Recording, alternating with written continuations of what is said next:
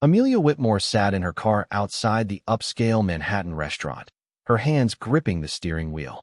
At 32, she'd learned to navigate the world quietly, drawing little attention. Her simple navy dress felt borrowed, her borrowed shoes pinched slightly. Everything about tonight whispered that she didn't belong here. Her brother David had insisted. "You deserve a night for yourself," he'd said with that persuasive charm that masked something colder underneath. Amelia had resisted, citing her work at the aquarium nonprofit, her nephew Kai waiting at home, the impossibility of romance when her life was already full. But David had pressed, and guilt, the companion that shadowed all her choices, had eventually won. Before we jump back in, tell us where you're tuning in from. And if this story touches you, make sure you're subscribed, because tomorrow I've saved something extra special for you. Inside the restaurant, the speed dating event hummed with transactional energy. Wealthy professionals in tailored suits circulated between tables, their conversations calibrated for advantage. Amelia watched from her corner, feeling the weight of eyes that moved past her without lingering. She was precisely what these rooms contained but didn't see, a woman of no apparent value. Across the restaurant, David sat with business associates, including James Rothschild's business partner. Amelia didn't know James yet, but David did. He knew James was the kind of man who could elevate careers or destroy them with a single word. And David's plan was elegant in its cruelty. If Amelia embarrassed herself tonight, if this cold billionaire witnessed her inadequacy, it would ripple through environmental circles that viewed her nonprofit work as a threat to his lucrative coastal development projects. David wanted her humiliated, wanted her discredited. When James arrived late, moving through the restaurant with the casual authority of someone accustomed to commanding space, Amelia felt the shift in the room's energy. He was taller than photographs suggested, his gray eyes carrying something that looked like exhaustion beneath their sharpness. When they were paired for a speed date, Amelia did something unexpected. She was honest. She spoke about coral reef restoration, about the small aquarium nonprofit that consumed her days, about her nephew Kai and the particular weight of raising a child after loss. She asked James genuine questions instead of flattering ones.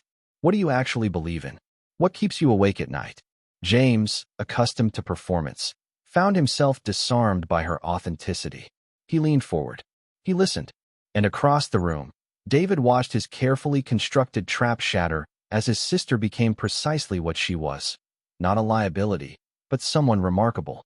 The company picnic sprawled across the park like an advertisement for success. Striped canopies, tables laden with expensive catering, families moving through the space with the casual confidence of people who belonged everywhere. Amelia arrived with Kai, her nephew holding her hand as they navigated the unfamiliar territory of James's world. She'd hesitated before accepting the invitation, understanding that something had shifted between them at the speed dating event. But Kai's eagerness had tipped the balance. "Will Sophie be there?" he'd asked, referring to James's silent adopted daughter whom he'd glimpsed briefly during a prior encounter. Sophia Rothschild didn't speak. James had explained this quietly, without drama, during their second conversation. She communicated through drawings and gestures, her trauma stored in silence. Selective mutism, the specialist had called it. One more thing he couldn't fix despite his resources. But Kai didn't seem to notice her silence as a deficiency. He simply found her sitting alone near the playground and extended his hand. "Want to play?" he asked, his emotional intelligence, unusual in a 7-year-old, meeting Sophia's guardedness without judgment. He didn't demand she speak. He didn't explain or educate. He simply included her. Amelia watched from a distance, her heart expanding at the sight of her nephew's instinctive kindness. She didn't notice James watching her until he spoke quietly beside her. "She hasn't laughed like that in months," he said, and there was something raw in his voice, something that suggested he'd been searching for this exact moment through countless therapist appointments and specialist consultations. When their hands brushed while reaching for plates simultaneously, the contact carried weight beyond its brevity. There was need in it, his need to believe that the person beside him might understand what it meant to carry another person's fragility. Her need to believe she could matter beyond her function as guardian and caregiver. As the sun descended and the children remained inseparable, creating an invisible bubble of trust and play, something shifted in both adults. They looked at the two children together and allowed themselves, briefly, to imagine what it might feel like to belong to something that resembled family. Over the following weeks, Amelia and James constructed a careful architecture of connection. Aquarium visits where Amelia explained coral reef restoration to the children while James observed her in her element. Authoritative, passionate, entirely present. Casual dinners where Kai and Sophia sat together, their natural comfort with each other creating islands of peace in the adult's more complicated landscape. Amelia struggled with what was happening. She'd learned through her sister's death that attachment was a vulnerability that catastrophe could weaponize. Loving someone meant risking losing them. Yet she found herself unable to maintain her protective distance. James was asking the kinds of questions that demanded honesty. How did you become who you are? What do you believe actually matters? James, meanwhile, was experiencing something more disorienting. The collapse of carefully compartmentalized self-deception. He'd built his identity on environmental consciousness while prioritizing profit. He'd presented himself as ethical while remaining deliberately ignorant about where his charitable donations actually went. Watching Amelia speak about ecosystem interdependence, about accountability to systems beyond oneself, forced him to confront the gap between his claimed values and his actual behavior. During one of Amelia's presentations about coral reef threats, James sat in the audience and experienced a jarring clarity. His entire business model had been performance. Environmental development that prioritized extraction. Charitable giving that asked no questions.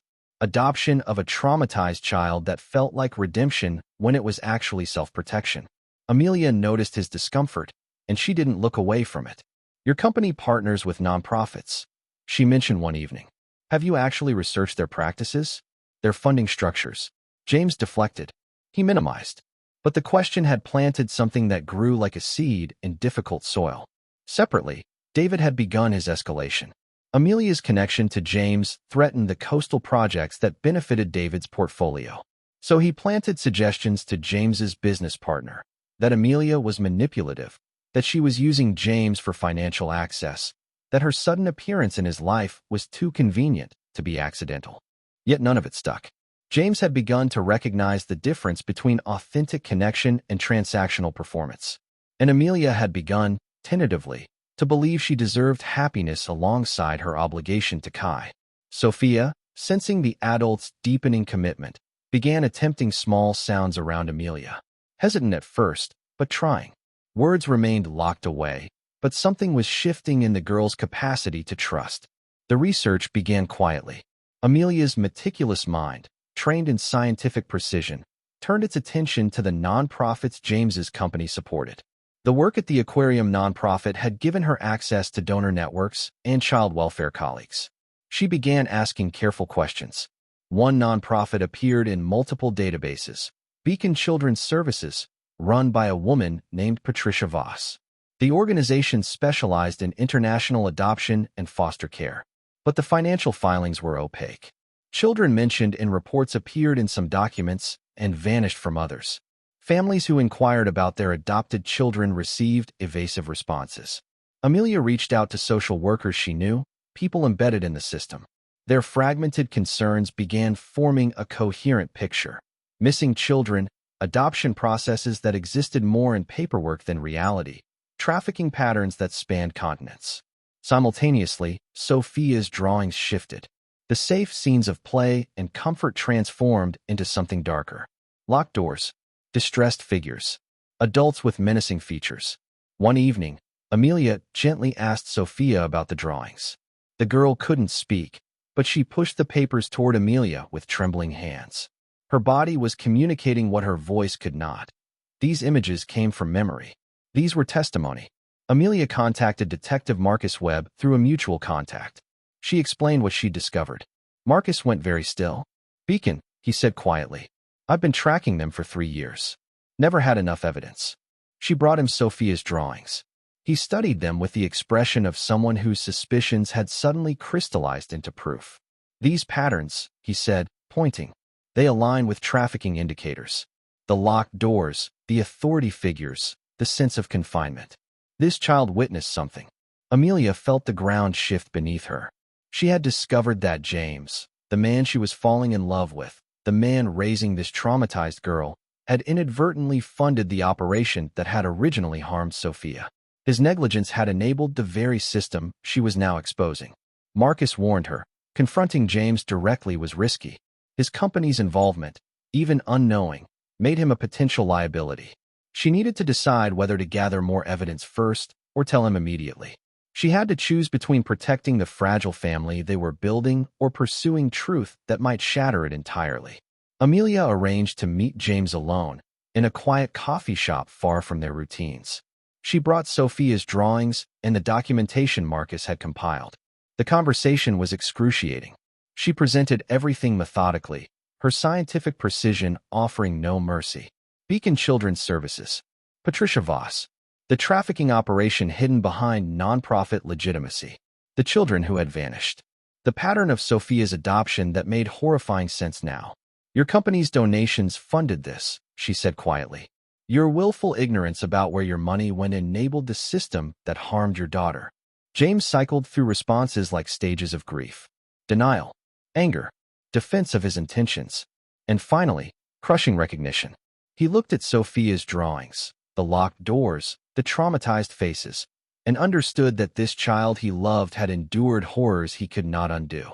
That his negligence had been complicity. That intention meant nothing when confronted with consequence. What do I do? He asked, and his voice carried the weight of someone whose entire identity was collapsing. Amelia didn't soften it. You report everything to authorities. You cooperate fully with investigation. You redirect your resources toward actual victim support. You stop compartmentalizing. James accused her of manipulating him. She held firm. Love sometimes meant delivering difficult truths. What neither of them knew yet was that David, aware of the tension between them, was moving to exploit the moment. He contacted James's business partner with manufactured evidence, falsified documents suggesting Amelia had fraudulently accessed proprietary company information. He'd transformed her investigation into apparent corporate espionage.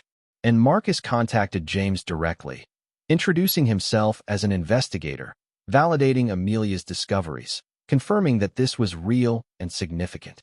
The fragile family began to crack under the weight of truth. Kai sensed the adults' distress and retreated into anxiety. Sophia's tentative sound stopped. Her progress stalled. Everyone was waiting to see if James would choose comfort and reputation, or if he would choose something harder: accountability, transparency, justice, even at devastating personal cost. Telling and preparing this story took us a lot of time. So if you are enjoying it, subscribe to our channel. It means a lot to us. Now back to the story.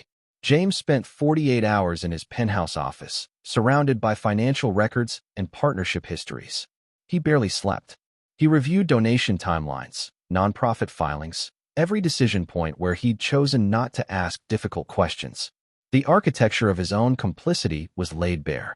He looked at photographs of Sophia from the day he'd adopted her. Her haunted eyes, the way she'd flinched at sudden movements. He'd told himself he was saving her, but he'd never fully reckoned with what she needed to be saved from. He'd compartmentalized her trauma, sealed it away, and proceeded with business as usual. He thought of Amelia's steady gaze when she'd delivered the truth. She hadn't flinched. She'd held his account like a mirror he couldn't turn away from. And the children, Kai and Sophia together, their natural love for each other a rebuke to his performance of fatherhood. He called Lily, his ex-wife, for the first time in years beyond custody logistics. She answered with confusion that shifted to shock as he explained what he'd discovered. I was complicit, he said. I knew nothing, and that knowing nothing was a choice. Lily, who'd left him because his emotional unavailability had become unsustainable, responded with clarity earned through therapy and distance. You have to choose truth. It's the only way you'll be able to live with yourself. And honestly, James, that's the only way Sophia will ever fully trust you. Children know when adults are running from themselves. She also revealed, quietly, that she'd heard about Beacon through her work in education. She'd always wondered about their funding sources. I worried, she said, but I didn't do enough. That conversation shifted something in James. Lily wasn't absolving him. She was modeling what accountability looked like, acknowledging your own complicity, deciding to do better, and actually following through. James called his board together. He announced his intention to cooperate fully with the investigation, to redirect company resources toward trafficking survivor support, to publicly acknowledge the company's inadvertent but significant complicity, and to step back from day-to-day operations to lead a trafficking awareness initiative. The boardroom erupted. Some saw it as corporate suicide, a CEO destroying shareholder value through emotional weakness. Others recognized it as the only ethical response to the situation. His business partner, having discovered David's role in manufacturing false accusations against Amelia, severed their relationship immediately and supported James's decision. David, watching from the periphery of business circles, realized his carefully constructed revenge had imploded. Not only had his sabotage failed to damage Amelia, but his own complicity in false accusation was now under scrutiny. He was facing potential conspiracy charges, and every business relationship he'd cultivated was beginning to distance itself. James visited Amelia and Kai together. He sat in their modest apartment, looking at the worn furniture and the children's drawings on the refrigerator, and felt the weight of what he'd almost lost through his own refusal to see. "I'm sorry," he said to both of them, "for my defensiveness, for asking you to carry the burden of my awakening, for not being the person you deserve from the beginning." Kai, sensing the shift in James's demeanor, the defense mechanisms finally lowered, asked quietly, "Are you still going to be my friend?" James, tears in his eyes, promised he wasn't going anywhere. Amelia watched this exchange and felt something crystallize in her chest. This was what accountability actually looked like. Not perfection, not erasure of past harm, but genuine willingness to change, to accept consequence, to rebuild with humility. She reached out and took James's hand. The trap that David had set, designed to humiliate her, had instead become the mechanism through which two wounded people and two traumatized children found their way towards something resembling family. It wasn't redemption in the easy sense, but it was something real, the hard work of choosing truth over comfort, connection over isolation, justice over self-protection. Detective Marcus Webb moved with the methodical precision of someone who'd spent a decade pursuing shadows that nobody else seemed to see. With James's company providing full access to records, correspondence, and financial data, the investigation accelerated with institutional backing it had previously lacked. Sophia's drawings, combined with James's documentation of his interactions with Patricia Voss, created a coherent narrative. Patricia had built a sophisticated operation disguised as a foster care and adoption nonprofit. She'd identified wealthy adoptive parents seeking redemption or completion. She'd networked with orphanages in vulnerable countries. She'd extracted children, created falsified documentation, and funneled them into two streams. Some were legitimately adopted by well-meaning clients like James, while others disappeared into trafficking networks that Patricia had cultivated over years. The mathematics was devastating. In the past 5 years, at least 40 children had passed through Beacon's systems. Only half were accounted for in legitimate adoptions. The other 20 had vanished into networks that spanned continents. Marcus worked with federal agencies to obtain warrants. Beacon's office was raided simultaneously with Patricia's arrest at an airport, documents and electronics seized. What emerged was a treasure trove of evidence. Encrypted communications between Patricia and international trafficking partners, financial transactions that traced money flow, documentation of which children went where. James, maintaining his commitment to accountability, introduced investigators to other adoptive parents he knew. Several came forward with concerns they'd previously suppressed, inconsistencies they'd noticed, questions they'd asked but been deflected from. Together, they began forming a network of witnesses. Amelia worked with Marcus to interview families carefully, compassionately. She spoke with parents who'd lost contact with children they thought they'd adopted. She documented their testimonies. She coordinated with international child welfare organizations, uncovering trafficking patterns that revealed the operation's true scope. A young woman who'd escaped from one of the trafficking networks provided crucial testimony. She identified several children from Beacon's system. She described the mechanisms of exploitation, the deliberate trauma used to ensure compliance, the way innocence was weaponized into vulnerability. Kai and Sophia, meanwhile, created a sense of normalcy for each other that grounded the adults' more complicated work. Sophia began attempting words again, first hesitantly, then with increasing confidence. One evening, while playing with Kai in Amelia's apartment, She looked directly at him and spoke his name aloud for the first time. "Kai," she said, her voice small but clear. The entire apartment went still. Then everyone moved at once. Kai embracing her, Amelia's eyes flooding with tears, James standing with his hand over his mouth. Sophia had chosen language. She'd chosen connection. She'd chosen voice. Marcus discovered that Patricia had been monitoring James's company, aware that something had shifted.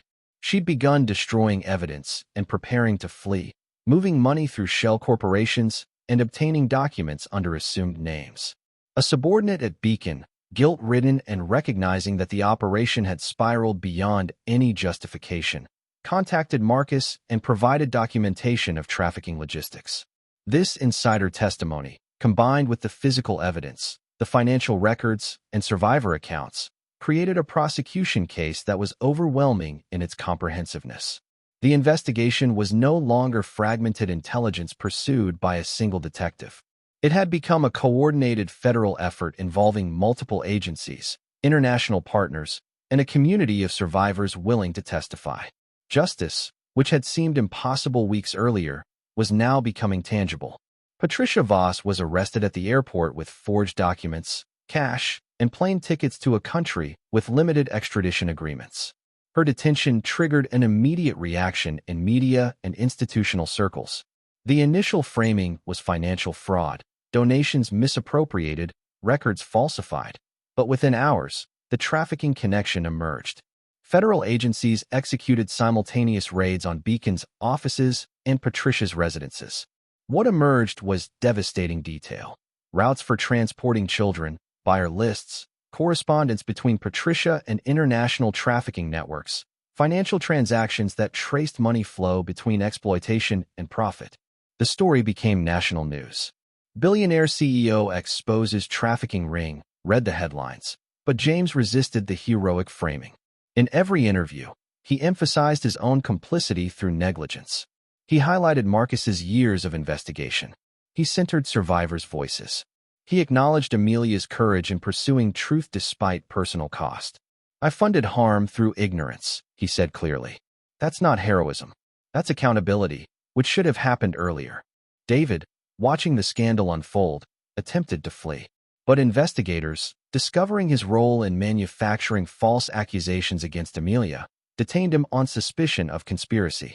His attempted defense, that he'd been manipulated by Patricia, fell apart when evidence revealed his deliberate, documented effort to discredit Amelia and damage James's reputation through her.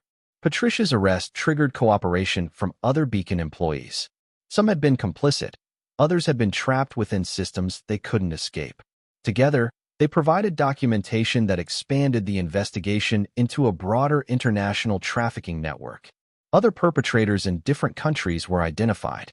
Victims in other jurisdictions were located. Kai and Sophia watched age-appropriate news coverage. Kai asked if the bad people are stopped now, and the adults had to honestly explain that arrests were only the beginning. Trials would follow. Victims would need years of support.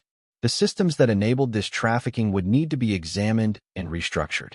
Therapeutic support was mobilized for Sophia and other rescued children. Kai, despite his youth, became an informal peer mentor to other children processing trauma. His instinctive kindness, the same quality that had drawn him to Sophia initially, extended naturally to others who were learning to trust again. The media narrative shifted from scandal to social movement. A CEO choosing accountability. A detective whose persistence had finally borne fruit. A marine biologist whose integrity had catalyzed justice. A child whose drawings had spoken truths that silence had protected. Together, they'd exposed a system that had preyed on the most vulnerable. Patricia eventually entered a plea deal when the evidence became overwhelming. She received a substantial prison sentence. Other perpetrators faced similar accountability. The machinery of justice, slow and imperfect as it was, had finally begun to turn. 6 months after Patricia's arrest, the Rothschild Foundation for Trafficking Survivors Support officially launched. James had committed significant personal resources and company partnership to the initiative. The foundation didn't attempt rescue narratives or performative charity. Instead, it funded therapy, education, housing, and advocacy for survivors. It centered survivors' voices in every decision. It acknowledged that healing was ongoing work, not an event to be completed.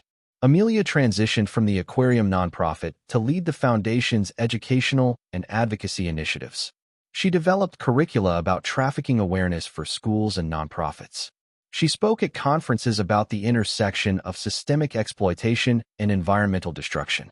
She brought her scientific rigor and lived commitment to work that mattered beyond her own survival.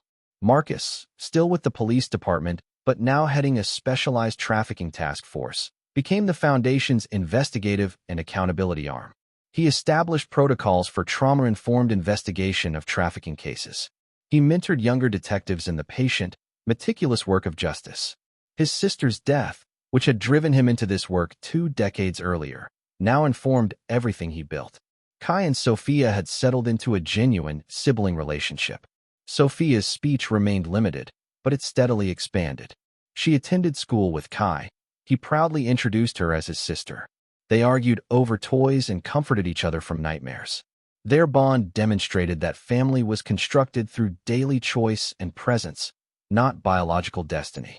Amelia and James navigated the complexity of their relationship, no longer in romantic limbo, but no longer easily performing romance either. Their commitment was grounded in shared values and shared trauma from what they'd learned. They discussed moving in together, merging their lives and households fully. Will Sophia stay forever?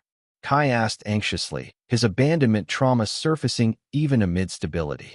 Yes, Amelia and James promised together. We're building a permanent family. The wedding planning was quiet and private. Neither wanted spectacle. They imagined a small ceremony in a garden space meaningful to their work, with people who actually mattered. Marcus, Lily, Director Susan Price from the aquarium nonprofit, Officer Rachel Torres from the police department, and the children. Lily attended as a friend and co-parent of Sophia. She'd built her own healthy life and offered genuine support to James without romantic residue.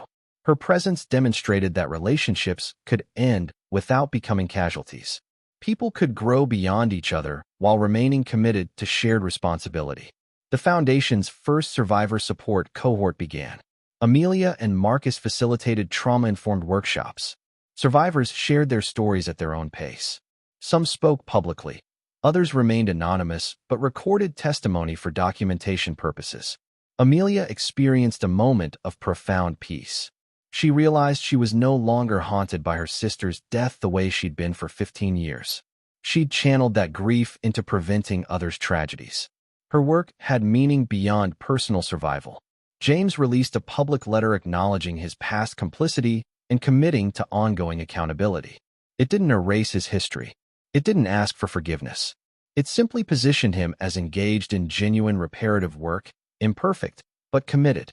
1 year after the Foundation's launch and following their wedding, Amelia, James, Kai, and Sophia prepared for a large public symposium on human trafficking and accountability. The Foundation was hosting speakers, survivors, investigators, and policy experts. It would be both celebration and confrontation, honoring what they'd built while unflinchingly examining systemic trafficking. Survivors shared their stories. Some spoke publicly, their courage visible in every word. Others remained anonymous but provided recorded testimony. A young woman who'd escaped from trafficking networks and testified in Patricia's prosecution spoke about the moment she'd felt truly safe for the first time. She thanked Amelia specifically. "You listened when I couldn't speak yet," she said. Amelia spoke about the science of trauma and resilience. She discussed children's capacity to communicate through multiple forms: art, behavior, gesture, silence itself. She advocated for institutional responsibility to listen carefully, to ask the right questions, to validate what children were trying to tell them. James spoke about his journey from complicity to accountability. He didn't minimize his role. He didn't expect forgiveness. He simply modeled what it looked like to acknowledge harm, commit to change, and stay committed even when it was uncomfortable. Marcus presented investigative findings and policy recommendations. His testimony helped legislators understand the gaps in current systems that allowed trafficking to flourish. His years of work, suddenly validated institutionally, transformed into momentum for systemic change. Kai and Sophia participated in an age-appropriate survivor mentorship program. Kai shared his experience of witnessing Sophia's emergence into voice. Other children in the program heard him and felt permission to believe their own healing was possible. Director Susan Price announced the Aquarium nonprofit's partnership with the Foundation on Marine Conservation connected to environmental justice. The work would address how coastal exploitation and human exploitation were interconnected systems. Officer Rachel Torres spoke about community-based approaches to supporting survivors. She described how local police could better serve trafficking victims without criminalization or re-traumatization. Lily, having launched an educational initiative on trafficking awareness in schools, presented findings about prevention through early education. The foundation announced expanded programming and secured long-term funding. At the reception following the symposium, Amelia watched James and Kai play with Sophia. Marcus spoke with survivor advocates. Director Susan Price discussed the scientific foundations of trauma recovery. The city lights spread beneath them like promise. She thought back to the speed dating event where David had set his trap. She thought of Sophia's first smile, Kai's instinctive kindness, James's agonizing journey toward accountability. She thought of all the children Beacon had harmed and all the systems that had enabled that harm. She thought of the children they were now helping, the doors opening because of the Foundation's work, the survivors finding support and agency. The cruel joke had transformed into something else entirely. Not easy redemption, but genuine reparation. Not romantic resolution, but chosen family. The story that began with manipulation and secret intention had become a story of shared accountability and the quiet determination that justice, imperfect as it is, remains possible. As the evening wound down, James found her. They stood together watching the city lights, their children safe and growing, their partnership built on truth rather than illusion. The journey had been painful. The work would continue indefinitely. But in this moment, looking back at what they'd built together, Amelia understood that sometimes the cruelest beginnings contain the seeds of the most meaningful outcomes. Up next, we have 2 more incredible stories that are waiting for you. Just click the image you want to watch, and it will take you there. If you enjoyed this video, make sure to subscribe. It would mean a lot.